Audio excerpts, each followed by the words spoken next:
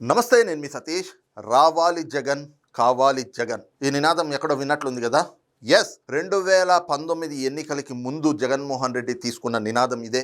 ఆయన పాదయాత్ర కావచ్చు, లేదంటే ఎన్నికల ప్రచారాల్లో కావచ్చు, బహిరంగ సభల్లో కావచ్చు, 175 నియోజకవర్గాల్లో వైఎస్ఆర్ కాంగ్రెస్ పార్టీ అభ్యర్థులు వాళ్ళు వాడినటువంటి నినాదం ఇది. ప్రజలకు అది చేస్తాం, ఇది చేస్తామంటూ వాళ్ళని నమ్మించి వాళ్ళ నమ్మకాన్ని ఆ రోజున చూరగొండంలో ఈ రావాలి జగన్, కావాలి జగన్ అనేటువంటి నినాదం ఎంతగానో దోహదపడింది. మరి ముఖ్యంగా చూస్తే నవరత్నాలు, లేదంటే గనక మద్యపాన నిషేధం, వారం రోజుల్లో అధికారంలోకి వచ్చిన వారం రోజుల్లో సిపిఎస్ రద్దు, ఉద్యోగులకు ఇస్తామన్నటువంటి బకాయిల చెల్లింపులు, ఈ రకమైనటువంటి హామీలతో పాటుగా అమరావతి రాజధానిగా ఉంటుంది, నేను ఇక్కడే ఇల్లు కట్టుకుంటున్నా కాబట్టి రాజధాని ఇక్కడే ఉంటుంది, ఇదిగో మా నాయకుడు ఇక్కడే ఇల్లు కట్టుకుంటున్నాడు, ఇక్కడే నివాసం ఉంటాడు కాబట్టి రాజధాని ఇక్కడి నుంచి ఎక్కడికి కదలదు అంటూ జగన్మోహన్ రెడ్డి తన పార్టీ నాయకులు అంతా కూడా చేసుకున్నటువంటి ప్రచారం ఇది. ఇవన్నీ కూడా అటు నవరత్నాల దగ్గర నుంచి అమరావతి వరకు కూడా జగన్మోహన్ రెడ్డి ఇచ్చినటువంటి హామీల్ని విశ్వసించినటువంటి ప్రజలు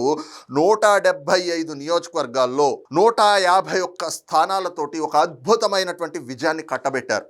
ఆ అధికారాన్ని కట్టబెట్టేటువంటి సమయంలో ప్రజలు ఏం కోరుకున్నారు? అబ్బో, నిర్మాణాత్మకమైనటువంటి ఆలోచనతోటి సుపరిపాలన చేస్తాడు జగన్మోహన్ రెడ్డి, అందుకే రావాలి జగన్, కావాలి జగన్ అని చెప్పి ఆ రోజున ప్రజలు కోరుకున్నారు.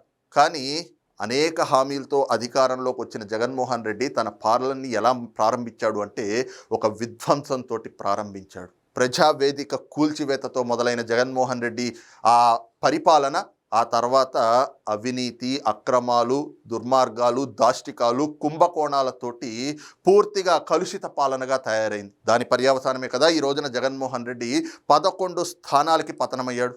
ఆ రోజున నవరత్నాల పేరుతోటి ఇంట్లో ఎంతమంది పిల్లలుంటే అంతమందికి ఆ 15,000 రూపాయలు అమ్మఒడి కింద అందిస్తాం అని చెప్పి జగన్మోహన్ రెడ్డి సతీ సమేతంగా హామీ ఇచ్చాడు. కానీ అధికారంలోకి రాగానే నాలిక మడతేసి లేదు లేదు, ఇంట్లో తల్లికి మాత్రమే అమ్మఒడి వస్తుంది, అది కూడా 13,000 మాత్రమే అంటూ 5 ఏళ్లలో 2 ఏళ్లు కోత విధించి 3 ఏళ్లు మాత్రమే అందించాడు. రైతులకి కేంద్రం ఇచ్చేటువంటి సహాయం కాకుండా 12,500 రూపాయలు నేను ఇస్తాను, ఆర్థిక సహాయం అందిస్తాను అని చెప్పి రైతు భరోసా కల్పిస్తా అని చెప్పిన జగన్మోహన్ రెడ్డి ఆ రైతుని ఎలా మోసం చేశాడో మనం అది చూసాం.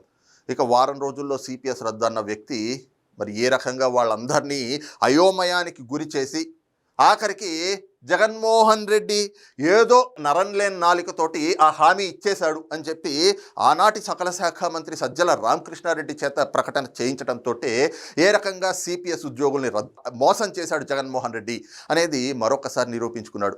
ఇక ఉద్యోగుల అవస్థలైతే చెప్పుకోనే అక్కర్లేదు. వాళ్లకున్నటువంటి ఎరియర్స్ అంటే బకాయిలన్నీ కూడా ఒక్క సంతకంతో తీర్చేస్తాను నేను అని చెప్పి వాళ్ళని నమ్మించి వాళ్ళ చేత ఓట్లు వేయించుకున్న జగన్మోహన్ రెడ్డి ఉద్యోగస్తులకి 1వ తారీఖు జీతం కూడా ఇవ్వనటువంటి పరిస్థితులు వాళ్ళ చేత రక్త కన్నీరు కార్పించారు. ఆఖరికి కరోనా లాంటి విపత్కర పరిస్థితుల్లో ప్రభుత్వ ఉద్యోగులు తమ పిల్లల పెళ్ళిళ్ళు చేసుకుందామంటే కూడా వాళ్ళకి తెలియకుండా వాళ్ళకు ఉండేటువంటి ఆ పిఎఫ్లో జీపీఎఫ్లు ఏవైతే ఉంటాయో వాటన్నిటినీ కూడా దొడ్డిదారిలో అప్పటికే దోచేశాడు జగన్మోహన్ రెడ్డి. ఇక నా అక్క చెల్లెమ్మలు అంటూ ఇచ్చినటువంటి మద్యపాన నిషేధ హామీ, దాన్ని కూడా ఏ రకంగా మోసం చేశాడు.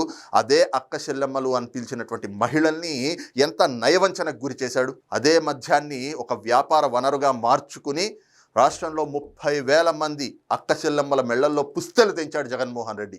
ఈ రోజుకి కొన్ని లక్షల మంది అవయవాలు చెడిపోయి జగన్మోహన్ రెడ్డి హయాంలో తయారైనటువంటి ఆ జే బ్రాండ్స్ మద్యానికి ఈ రోజున అవయవాలు పాడైపోయి అవస్థలు పడుతున్నటువంటి పరిస్థితుల్లో మంచాన పడి ఇంకా ఇబ్బందులు పడతానే ఉన్నారు. ఇకపోతే అమరావతిని ఇక్కడే ఉంటుంది, రాజధాని ఇక్కడే ఉంటుంది, అద్భుతమైనటువంటి రాజధాని నిర్మిస్తా అని చెప్పి అధికారంలోకి వచ్చినటువంటి జగన్మోహన్ రెడ్డి ఏ రకంగా అధికారంలోకి రాగానే అమరావతిని నాశనం చేయడానికి కంకణం కట్టుకుని మరి ఏ రకంగా 3 రాజధానుల పేరుతోటి 3 ముక్కలాట మొదలుపెట్టి ఒకవైపున అమరావతి నాశనం చేయడమే కాక తాడేపల్లిలో తాను కట్టుకున్న ప్యాలెస్ కంటే దాన్ని తలదన్నేటువంటి మరొక అద్భుతమైనటువంటి ఒక భూతల స్వర్గంలా ఉండేటువంటి ఒక భవంతిని ఋషికొండకి బోడిగుండు కట్టి మరి ఎలా కట్టించుకున్నాడు. మరి ఏ రకంగా 3 రాజధానుల పేరుతోటి ప్రజల్ని మోసం చేశాడు. ఏ రకంగా 3 ప్రాంతాల మధ్యన కూడా విద్వేషాలు రెచ్చగొట్టే విధంగా జగన్మోహన్ రెడ్డి డ్రామాలు ఆడాడు.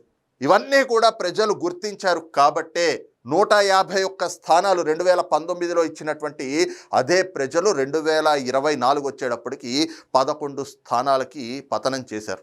మరి ఏ అమరావతిని అక్కడి నుంచి కదల్చాలి అని చెప్పి 3 రాజధానులు అంటూ జగన్మోహన్ రెడ్డి ఆడినటువంటి ఈ డ్రామాకి 3 ప్రాంతాల ప్రజలు మూకుమ్మడిగా చీదరించుకుని చీకొట్టి 11 స్థానాలకి పతనం చేస్తే మరి తన పతనానికి కారణం ఏమిటి అనేటువంటిది కూడా గుర్తించని జగన్మోహన్ రెడ్డి ఈ రోజున మరో కొత్త నినాదంతో ఏ రకంగా అమరావతి పైన తనకున్నటువంటి ద్వేషాన్ని మరొకసారి చెప్పకనే చెప్పుకున్నారు. అదే ఆయన తీసుకున్న కొత్త నినాదం మా వి గన్.